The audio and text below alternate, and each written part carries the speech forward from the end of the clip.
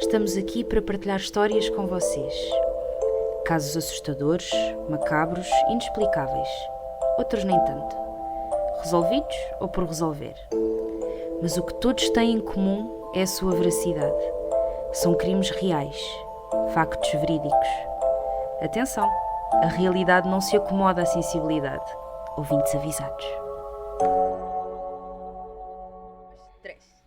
Olá malta, eu sou a Catarina, tenho metade de um curso de fotografia e a minha sabedoria desta semana é mulher prevenida vale por duas. Yes. Eu sou o Pedro, continuo com ranho por causa da gripe A e também vou lançar uma sabedoria hoje espanhola. Hay dias tontos e tontos todos os dias. Adoro. Aí está. Adoro. Então malta, bem-vindos aqui ao episódio número 10. Duas mãozinhas cheias, muito bem. Bem-vindos a mais uma semana de Anitas. Esta semana começa aqui o nosso Pedrocas e com a cena toda do episódio passado a gente não faz puta ideia do que é que vem. Esta semana estamos assim um bocado à toa, tipo um com o outro, né? Por isso, bora lá. Conta-me, o que é que tu me trazes hoje? Ok, então eu decidi chamar o meu caso um caso resolvido. Ok. Well, ok. Parece bem.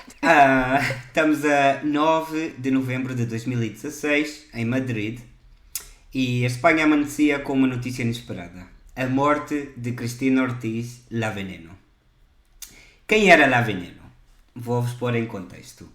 Cristina Ortiz La Veneno, aviso já que entre o caso todo eu vou dizer ou a Cristina ou a Veneno, ok? Então, é a mesma pessoa, já está. É a mesma pessoa. Exato. Cristina Ortiz La Veneno foi uma das mulheres transexuais mais populares nas décadas dos anos 90 e 2000 na Espanha e foi reconhecida como uma referência de visibilidade LGBTQ+, e um ícone trans em Espanha. Ela alcançou popularidade mediática basada nas suas colaborações nos programas de TV que se chamavam Esta Noite Cruzamos el Mississippi e La Sonrisa del Pelicano, transmitidos em Espanha entre 1995 e 1997, apresentados pelo jornalista Pepe Navarro. A Cristina era uma transexual, como eu disse, e ela era prostituta no Parque do Retiro, em Madrid. E ela ficou famosa basicamente porque lhe foram fazer uma entrevista desde este programa do Esta Noite Cruzamos o Mississippi. E ela era tão carismática, que lhe perguntaram: mas tu és homem, és mulher, o que é que tu és? E ela disse: eu sou um semáforo, carinho.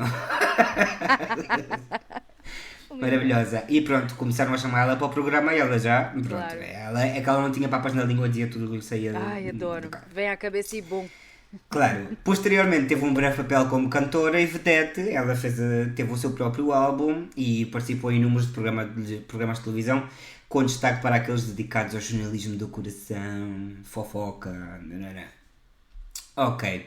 No dia 9 de novembro de 2016, aproximadamente um mês, a Cristina tinha sido encontrada pelo namorado deitada no sofá da sua casa em Madrid, em muito mau estado, semi-consciente e com o corpo cheio de hematomas e uma grande abertura na cabeça, que causou um traumatismo crânioencefálico, que requereu intervenção cirúrgica e que também deixou manchas de sangue pela casa. Ok? Depois de que o seu namorado pedisse ajuda, uma vizinha chamou a ambulância, que a levou ao Hospital Universitário de La Paz, em Madrid, e ali ela foi submetida a uma cirurgia de emergência devido a um edema cerebral e foi colocada em coma para evitar maiores estragos, maiores danos. Mãe. Posteriormente ela permaneceu internada na unidade de cuidados intensivos, mas acabou por morrer, obviamente. As primeiras investigações policiais consideram que teria sido um acidente doméstico, embora também tenha sido contemplada a possibilidade de suicídio, pois, segundo o namorado dela, ele encontrou-a perto de bebidas alcoólicas e comprimidos ansiolíticos que ela tomava para problemas de saúde mental que ela sofria desde a sua juventude. Problemas de saúde mental não quer dizer que ela estivesse maluca, perdida. Senão que fosse Claro, tipo claro. Isso depressões, não é sinal ansiedades, coisas assim. Exato, exatamente. No dia seguinte à morte, foi realizada uma primeira autópsia no Instituto Anatómico Forense de Madrid e foi determinado que ela tinha morrido devido a uma queda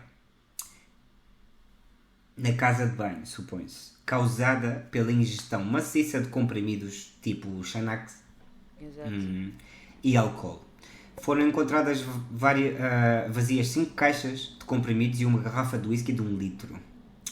Concluiu-se numa primeira instância que a Cristina tinha morrido acidentalmente. A 12 de novembro, o enterro da Cristina foi interrompido por ordem judicial para poder fazer uma segunda autópsia ao corpo, para tentar esclarecer mesmo as causas da morte, ainda que também essa autópsia tenha acabado por confirmar que a morte teria sido acidental. Ok? O caso da morte dela Veneno foi encerrado apenas 9 dias após a sua morte. As irmãs dela fotografaram o corpo da irmã no hospital para que houvessem provas dos hematomas e dos ferimentos com que ela chegou ao hospital. Ok? E mesmo nesse dia dirigiram-se à esquadra da polícia de La Paz para apresentar uma queixa. A família considerava que os ferimentos sofridos pela irmã não correspondiam a uma simples queda na casa de banho. Eram sim mais sinais como se ela tivesse sido brutalmente atacada. Pois, porque assim, estás a falar de ter hematomas no corpo, ter um corte na cabeça e não sei quê. Ou seja, como é que uma pessoa cai na casa de banho e fica com o corpo Não, com ou seja, hematomas eu até posso entender que tu caias na casa de banho e que essa seja a causa da tua morte. Mas tudo bates o que com a passou cabeça antes, mal. tudo o que passou antes, porque é que tens o corpo cheio de hematomas, antes de cair e morrer na casa de banho, sabes? Pronto. Um mês após a morte, o corpo da Cristina ainda permanecia na morte do Instituto Anatómico Forense e estava à espera de ser retirado pela família, que acumulou uma dívida de mais de 10 mil euros para preservar o corpo dela Veneno refrigerado durante todo esse tempo. O corpo dela Veneno foi finalmente cremado a 21 de dezembro de 2016, após receber permisso da sua mãe, a Maria Jesus, e de 2 dos seus irmãos. Metade das suas cinzas estão com os pais, na sua casa natal, em Adra, e a outra metade das cinzas foram tiradas no Parque do Oeste, onde ela exercia a prostituição e onde ela ficou conhecida. Em 2017, a família tentou reabrir o caso para tentar provar que ela foi assassinada. Nesse mesmo ano, uma associação LGBTIQ+, iniciou uma campanha para nomear em sua homenagem uma rua no bairro madrilenho de Chueca, que é o bairro gay de Madrid, Chueca. Isso não passou à frente pela Câmara Municipal, mas finalmente sim que lhe deram uma placa de pedra na sua memória que está no Parque do Oeste. Ou seja, onde estão as cinzas dela. Ok. Só como curiosidade vou deixar aqui a dizer que essa placa é constantemente vandalizada, é constantemente partida por gente atrasada mental e fachas, porque vou dizer aqui tal e qual, em Madrid há muito facha e já está, ponto. Não há nada. Exato, mas eles voltam ao pôr, não há problema. Muito Agora, bem. causas possíveis à parte da morte acidental. Vou começar a tirar aqui Bora. informação. Vamos expor. Fontes próximas especulavam que a causa do alegado acidente poderia dever-se a um acerto de contas devido à informação refletida na sua biografia, publicada há umas semanas antes de morrer. Exato. Foi a primeira coisa que eu pensei. Claro, na qual as iniciais J.B e M.M foram reveladas, referindo-se a personalidades importantes da Espanha com quem alegou ter mantido relações sexuais durante o período em que praticava a prostituição. A 14 de outubro de 2016, ou seja, um mês antes, não, nem isso, durante a sua última aparição televisiva no programa Sálvame Deluxe, confirmou ter recebido ameaças de morte pela publicação da sua biografia. Mas pronto, era veneno e eu acho que ninguém levou muito a sério isso. Pois, exato. Pronto, ela adorava abrilhantar um bocado tudo. Aline, o namorado da Cristina Ortiz na época, quem encontrou ela ensanguentada em casa no dia dos acontecimentos, morava com a Cristina há cerca de 2 anos e meio. E foi uma relação tortuosa e violenta. Uma relação que, como descrevem conhecidos e amigos, mudou completamente La Veneno. Cristina não era a Cristina de antes, conforme descrito por amigos que a viram dias antes da sua morte. O estado de La Veneno era o de uma mulher que parecia não estar ali. Completamente desaparecida, drogada, mas não por drogas, senão por comprimidos. Sim, exato. E eles diziam, a Cristina deixou de ser a Cristina para convertir-se num zombie. O depoimento de uma das testemunhas da investigação, uma vizinha de La Veneno, que horas depois da Cristina Ortiz dar entrada no hospital, chamou a polícia, ligou à polícia, voluntariamente, ao ver que o namorado da Cristina desceu à rua para tirar fora um saco de lixo. Pode parecer uma estupidez, porque qualquer pessoa baixa do prédio e tira o saco do lixo, né? Mas, como a vizinha explicou, eles eram preguiçosos e nunca baixavam para tirar o lixo. Eles atiravam o lixo pela varanda, porque tinham o contentor do lixo mesmo em baixo da casa. Então era tipo... Estás a perceber? Exato, então nem precisavam tipo de descer, Claro. era só... Exato. Então, claro, a vizinha achou muito estranho que ele fosse tirar o lixo. Ele descer para meter o lixo fora. Claro. A polícia, então, algumas horas depois, desloca-se ao local para fazer uma inspeção visual do saco que o Aline tinha tirado fora.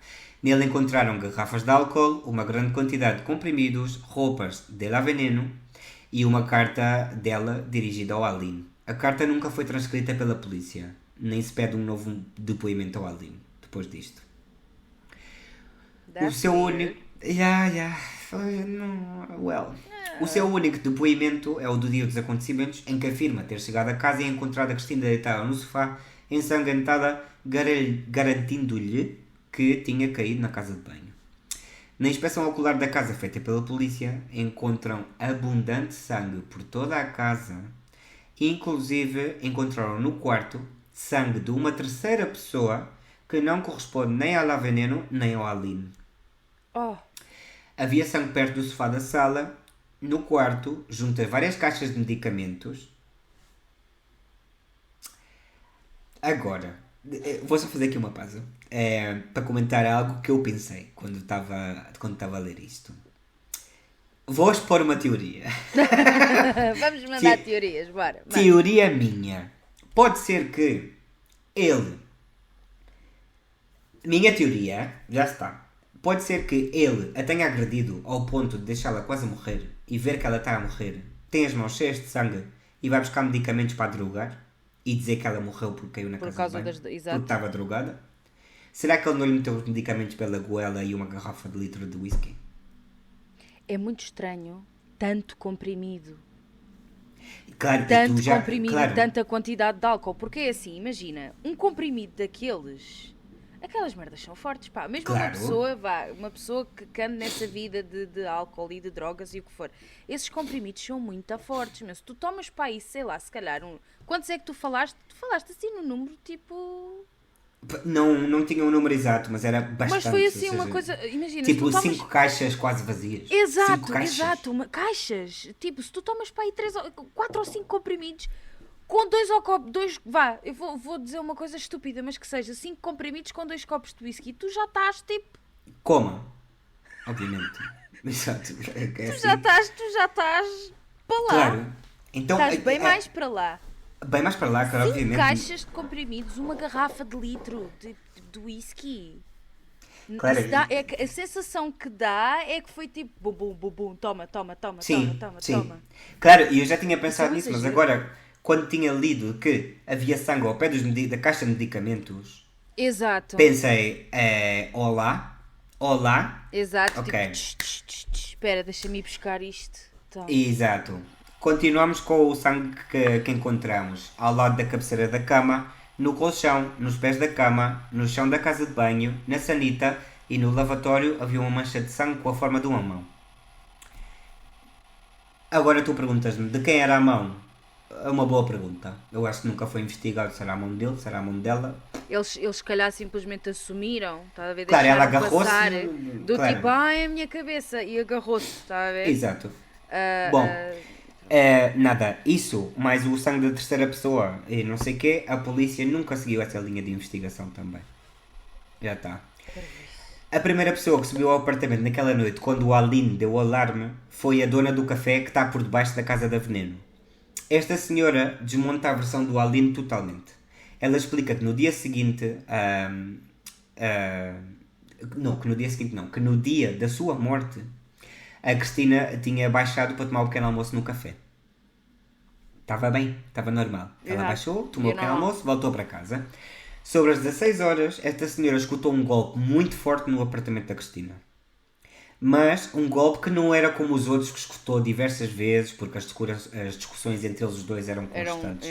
Ela diz que foi como um golpe metálico, estranho, muito forte. E foi esta senhora a quem o Aline pediu às 23 horas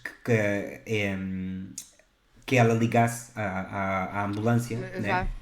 E quando ela sobe ao apartamento, encontra uma Cristina inconsciente, incapaz de falar ou mover-se. Segundo a versão do Aline, à polícia, La Veneno teria dito a esta senhora também que se tinha caído na casa de banho. E a senhora nega rotundamente isto, dizendo: a Cristina não me disse coisa nenhuma porque a Cristina já não podia falar. Esta senhora adiciona também que vi que a Cristina tinha um pouco de sangue seco no peito. Não se podia dizer que era sangue recente. Tinha também um corte muito grande. As costas, pés e mãos roxos. E a roupa toda rota, descosida. Como é que isso é possível de uma queda na casa de banho? Óbvio que não. Óbvio que não. Já está. Bom, com isso tudo, foram feitas também imagens em 3D baseadas nas fotos que as irmãs da Cristina lhe tiraram no hospital. Um criminólogo contratado pela defesa da família da Cristina diz sobre estas imagens que vê-se claramente que alguns golpes correspondem a um possível agarrão feito pelo agressor quando a Cristina poderia estar a tentar escapar desses ataques. Claramente, devido aos vários golpes, por exemplo do lábio, o do maxilar, o da mão ou os dedos, é compatível com um agarro com força.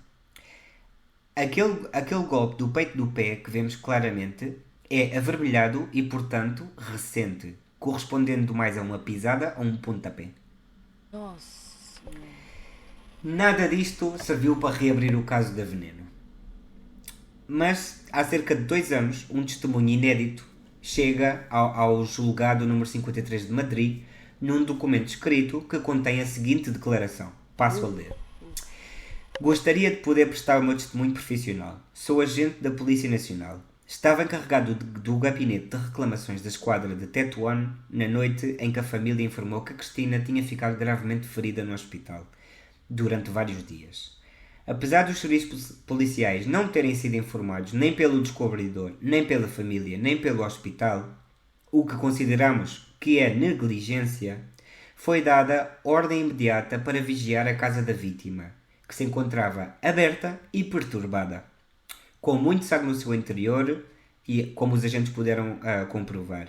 Estando aberto o apartamento há vários dias, as provas que a polícia pôde recolher devem ter sido alteradas, uma vez que o início da cadeia de custódia tinha sido claramente violado. Claro, se a casa está aberta, entra, sai. Exatamente. Exato. Além disso, no mesmo documento apresentado no tribunal, o polícia assegura que a Cristina fez uma chamada noturna ao 091, que é a polícia, para pedir ajuda porque aparentemente o seu companheiro queria matá-la. De facto, a Cristina ligou para o 091, mas quando a polícia aparece, a Cristina recusa abrir a porta afirmando que foi tudo um mal atendido. Nossa. Porém, não é a primeira vez que a Cristina passa por tal episódio. Entre os documentos que a irmã mais nova da Cristina guarda, há vários partes médicos em que são descritas lesões evidentes de violência doméstica, inclusive com um taco de beisebol. É 2021 e a família tenta uma vez mais que o caso seja reaberto, depois de conseguir ter todas estas provas que acabo de citar. Exato. Mas a Fiscalia Provincial de Madrid nega o recurso da família, alegando que a autópsia e a investigação policial já descartaram um presunto delito de homicídio. Além disso, estas provas basam-se numa análise de fotos tirada sem consentimento no hospital. Então, pausa.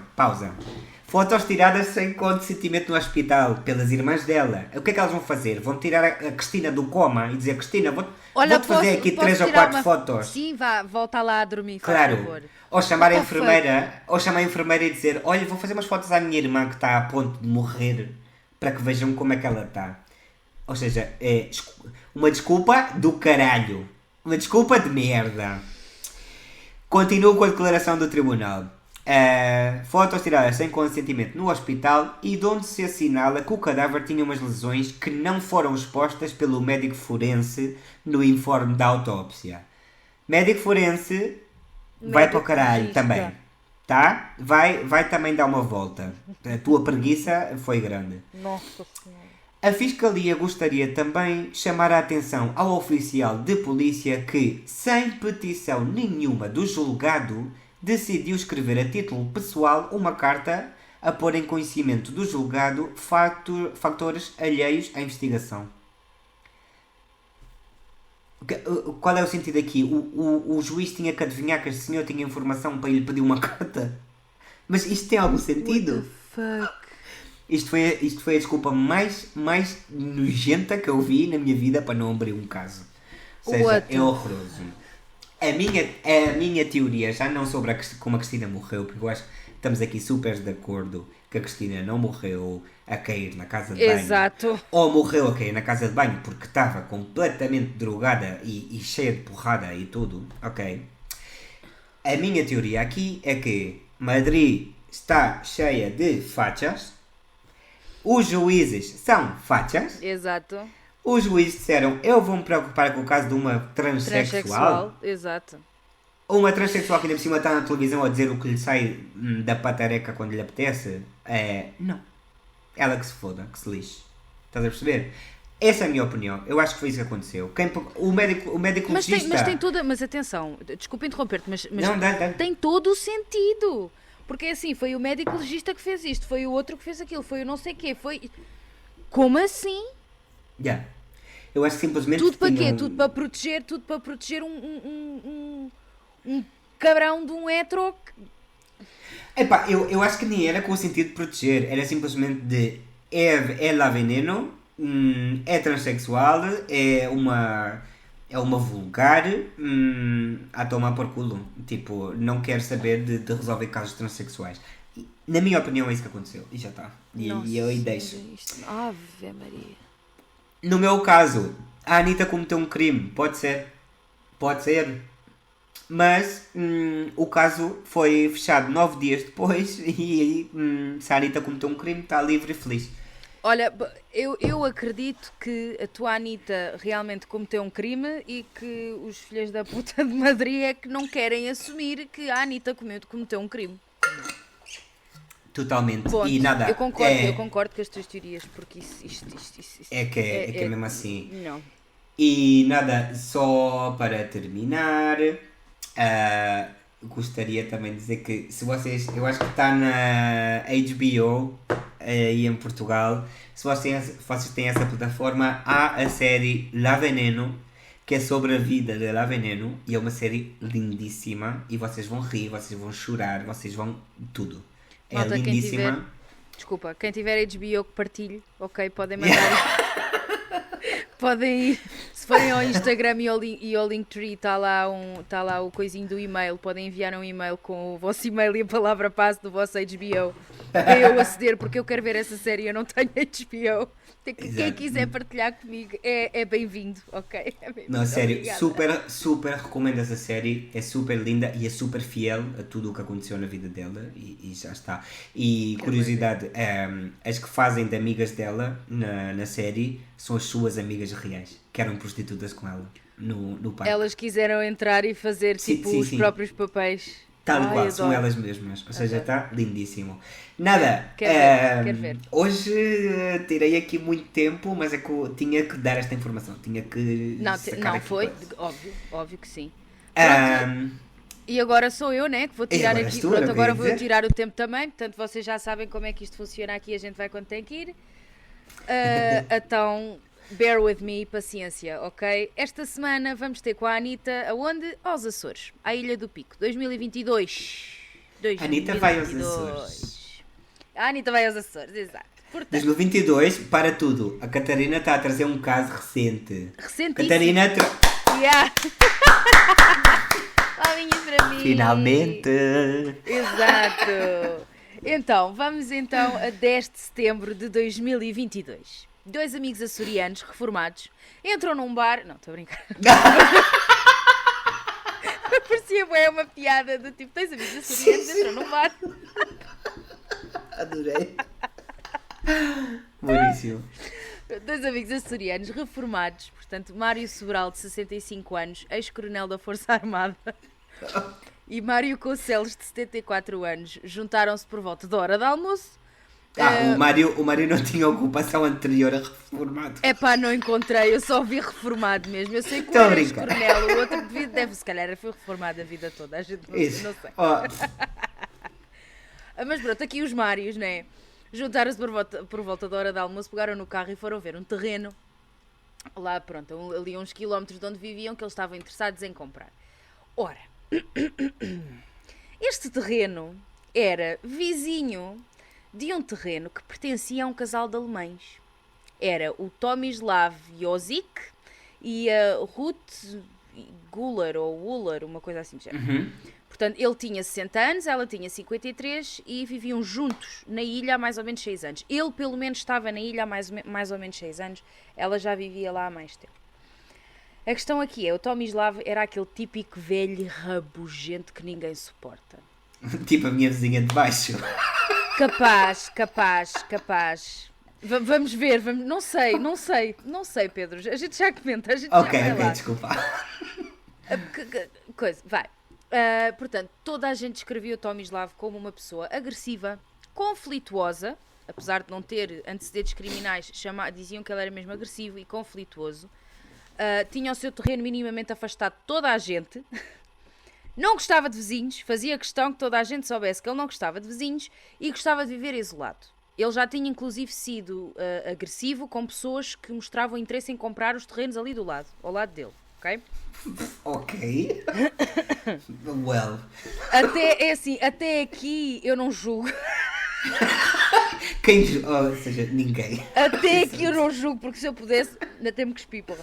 Se eu pudesse não ter vizinhos, eu também não tinha, né? Claro, quem nunca? Exato. Quem não? Portanto, ele era dono de 2 barcos, tinha vários cães de porte grande, cães de guarda, e tinha todos os cantos da sua propriedade carregados de câmaras de vigilância. Ok? Vivia ali a poucos metros do mar e tal, então tinha tipo... Turulu. Então, ainda no dia 10 de setembro, ao fim do dia, a PJ recebe notificação de 2 pessoas desaparecidas. Quem são as 2 pessoas desaparecidas? Os manos. Exato, os Mários. Mários. Os Mários. Portanto, as famílias acharam estranho eles não voltarem para casa para jantar, não dizerem nada. Perdão, o que não era normal, então ligaram logo para a polícia. Eles começaram as buscas e as buscas contavam com PJ, PSP, GNR e Polícia Marítima. Portanto, a artilharia veio quase toda em peso, né? O outro era ex-coronel. Portanto, houve buscas em terra, houve buscas marítimas. Afinal, estamos numa ilha, portanto, era muito fácil despejar um corpo ali para o meio do mar. Pegas no carro, conduzes 10 minutos, estás à beira do mar, né? Perdão. Então...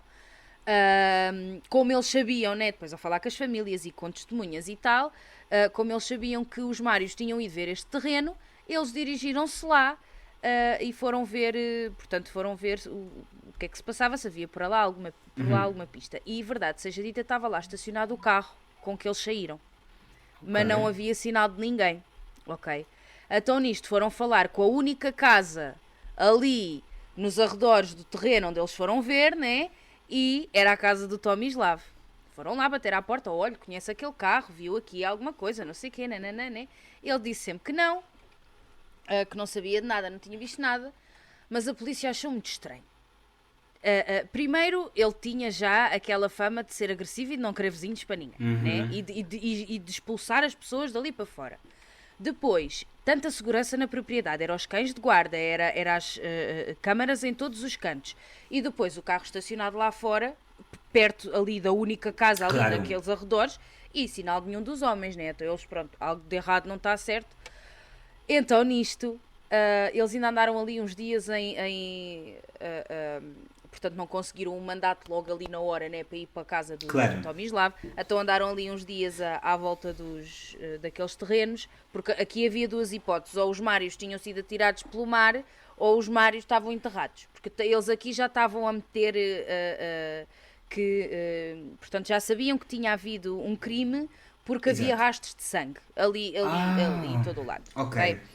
A coisa foi, eles apreenderam em casa do Tomislav, depois quando foram lá à casa dele, apreenderam 2 armas de fogo, 2 legais, mas diversas armas ilegais, nomeadamente um boxer com lâmina acoplada. Se alguém souber o que é isto, digam, porque eu fui ao Google, o Google também não sabe. Não me sabe dar uma fotografia disto. Acoplada é espanhol, já para começar. Pronto, Acoplada isso é como, significa que- é como tens uma pistola e algo acoplado. Como- aquelas. Ok, então se calhar já Sabes? estou a imaginar o que poderá ser. Pronto, está bem. Obrigada, amor. Nada, não. Para espanhol estou eu aqui. Finalmente chegou o meu momento de brilhar. Exato. Pronto, diversos punhais, silenciadores, todo tipo de coisas. Mas silenciadores compatíveis com arma de fogo, com a pistola normal.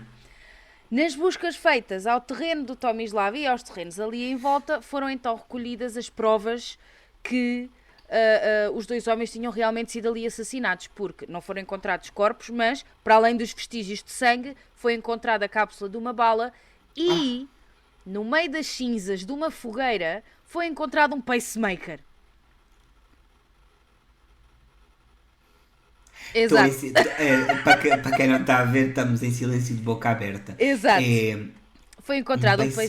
pacemaker no meio das cinzas de uma fogueira. Portanto, mais tarde foi confirmado sim que este pacemaker era do Mário Sobral, mas para quem conhecia o Mário Sobral teve ali a confirmação, não é? claro. O Tomislav ficou em prisão preventiva e eles continuaram a partir daí a investigação porque ele não assumiu nada. Ele deu-nos uma confissão dias depois de interrogatórios, ok? Ele sempre se declarou inocente, mas depois lá confessou. Confirma que matou os Mários a tiro e depois fez uma fogueira para queimá-los, que era para desaparecer com os corpos. Quando lhe perguntaram porquê, a resposta dele foi: eu não quero vizinhos.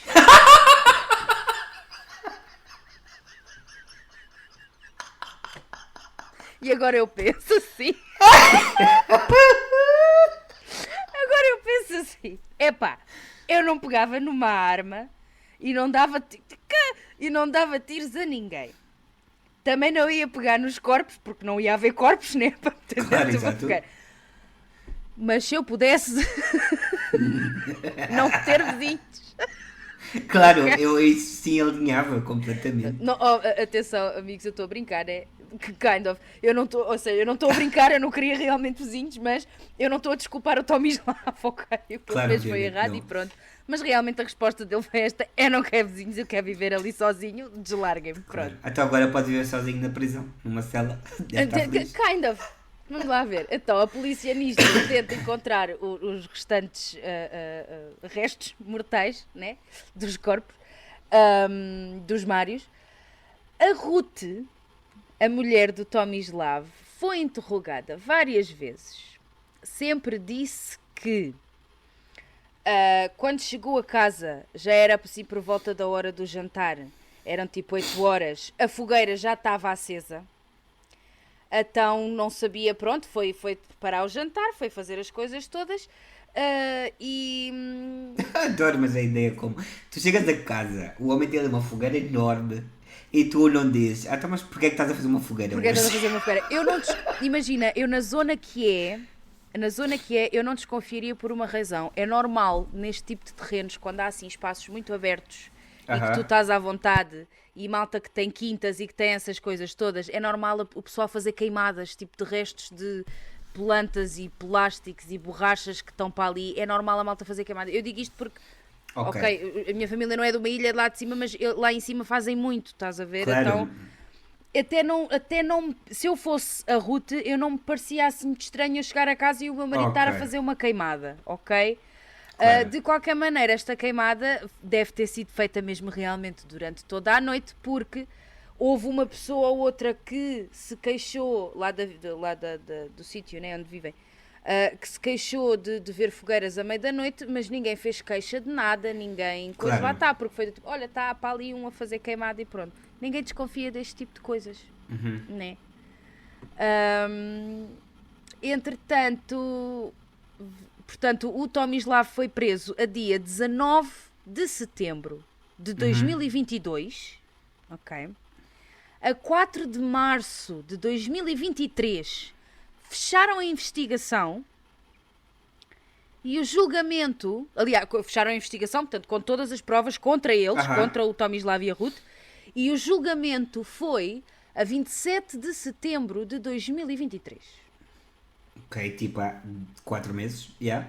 Ou seja, mas de março até setembro houve ali um espaço enorme, não é? Em que eu penso, o que é que se estaria a passar para aqui? Então, o julgamento, a dia 27 de setembro, o julgamento ia ser durante 3 dias. E a defesa do Tomislav deu entrevista para a televisão no dia do julgamento, no primeiro dia do julgamento.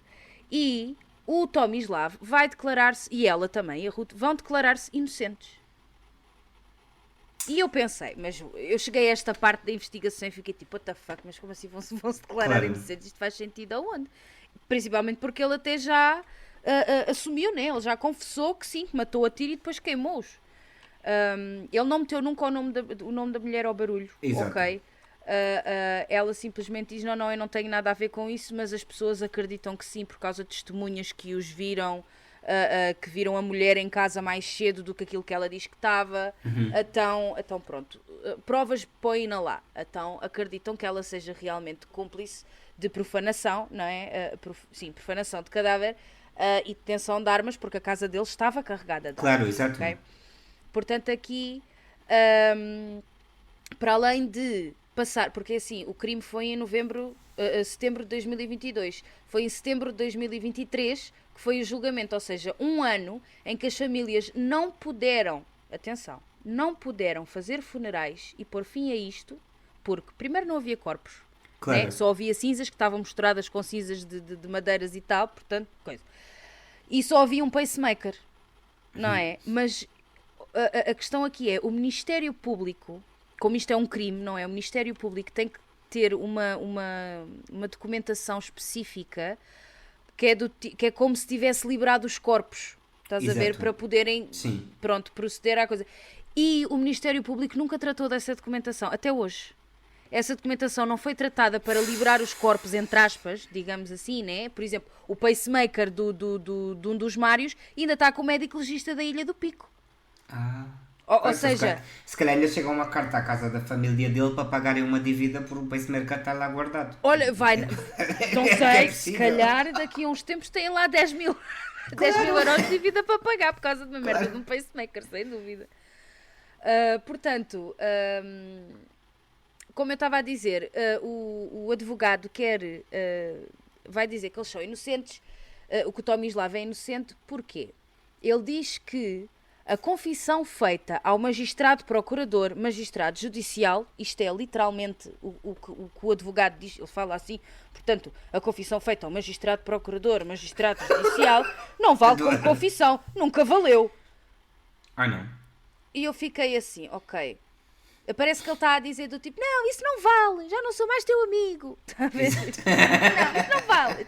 Então, a ideia que eu tenho é que estes 3 dias de julgamento foi o advogado a dizer, não, mas isso não vale, isso é contra as regras, não pode ser. Claro. Porque eles ficaram a bater nesse assunto para fazer do Tomislav inocente. E eles querem que ele seja declarado inocente e que vão lutar para provar a inocência dele. Exato. No terceiro dia de julgamento, a juíza decide fazer uma nova inspeção à casa deles. Um ano depois. No próprio dia do julgamento. Que inteligente, porque eles assim estão ocupados lá. Não pode. Bien. Ou seja, há aqui outra coisa que é... Tinha que ser mulher. Pois tinha que ser mulher. Tinha. A coisa aqui é... Conho. Dizem que... Porque imagina, no muro da casa, portanto, no muro do terreno do Tomislav, há lá a marca de bala. E então a desculpa deles para arrastarem ainda mais o processo, estás a ver? A desculpa deles é... porque se eu estava aqui, neste ponto, como é que a bala foi parar ali àquele lado e depois a bala foi parar... Ou seja, eles andam aqui a rodar com esta brincadeira toda para não terem uma sentença, para se tentarem bater de inocentes. Sim, o advogado deles deve ter visto muito CSI. Só pode, porque assim, nós estamos a dia 10 de janeiro e ainda não há sentença para estes dois. Tá. Ok, portanto, isto foi em novembro de 2023, foi há poucos meses atrás, né? Portanto, nós estamos em janeiro e ainda não houve sentença para estes dois. É assim, eu acredito piamente que o Tomislav matou aqueles dois porque não quer vizinhos e ele lá sabe que não quer vizinhos e decidiu e acabou-se. Estás a ver? Ele é o dono do mundo, acha-se Deus, então acha que pode decidir quem é que compra a merda dos terrenos do lado ou não. A Ruth acho pronto, uma parvalhona que foi atrás, né? Exato. Então, aqui só uma curiosidade. Só uma curiosidade aqui. Conta. Há quem desconfie que o Tomislav e a Ruth têm alguma coisa a ver com a morte do ex-marido da Ruth. Tantã. Então, aqui há uns anos, antes de aparecer o Tomislav na ilha, a Ruth era casada com marido. A casa, o terreno onde eles vivem agora, é tudo da Ruth. Aquilo já era tudo dela, ok? Ela vivia lá com o marido e houve um dia que foram viajar para Ponta Delgada, passar umas férias. E a moça voltou para casa sem o marido. E quando lhe foram perguntar...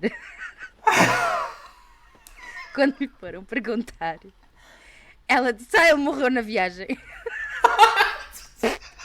Chill. Olha, puf, acordei de manhã, puf, estava morto. Então, mas onde é que está o teu marido? Calm down, Beyoncé. Morreu. Não, sério. Então, ele morreu no alojamento local, ok? Não houve indícios, qualquer tipo de indícios de crime, mas... Pataram, tomaram. Claro. Agora quando tu depois a ver o track record. Exato, mas lá está. Mas esta parte da investigação, né, só foi feita depois destes crimes, claro. Né? Porque pronto, tiveram que fazer todo um background ao casal e acredito que ainda estejam a fazer aqui um bocado de investigação do passado deles, porque realmente acreditam que este senhor... Porque é assim, passado pouquíssimo tempo do marido dela ter voltado de férias sem o marido, aparece o Tomislav a viver lá em casa. E depois casam e não sei o quê, estás a ver? Então isto, eu não sei, olha, verdade seja dita é assim, a minha Anitta, amigos, ainda está em julgamento, ok?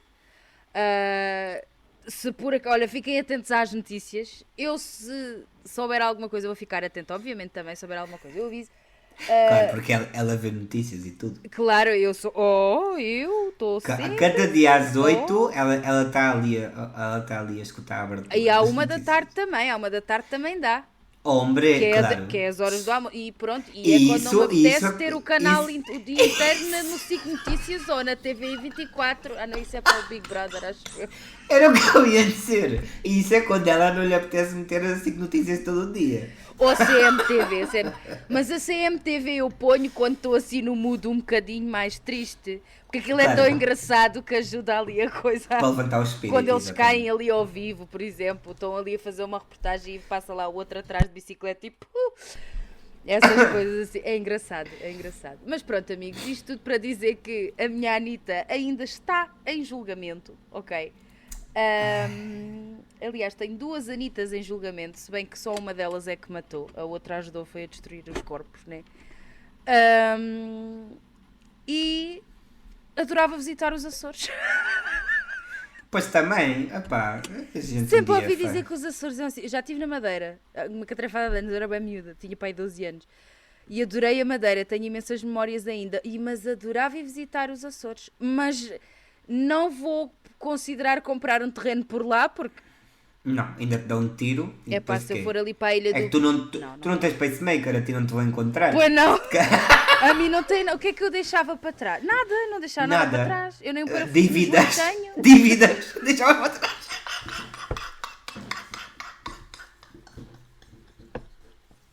O que tu deixava para trás era dívidas. Ai, tadinha da minha... Tadinha da minha Leonor! Ai! Olha, Ai, opa. máximo dos máximos, ficava-se-me aqui assim o piercing para trás. Só. Não, é que os piercings hoje em dia já nem sequer são metal a sério. Isso derrete tudo. Então, olha, merda, não ficava ficava nada, nada, ia tudo. A mim ninguém me apanhava lá. Não, tá. Gone. Gone girl gone. Espera, como é que é aquela expressão que a gente disse lá no grupo das fiéis?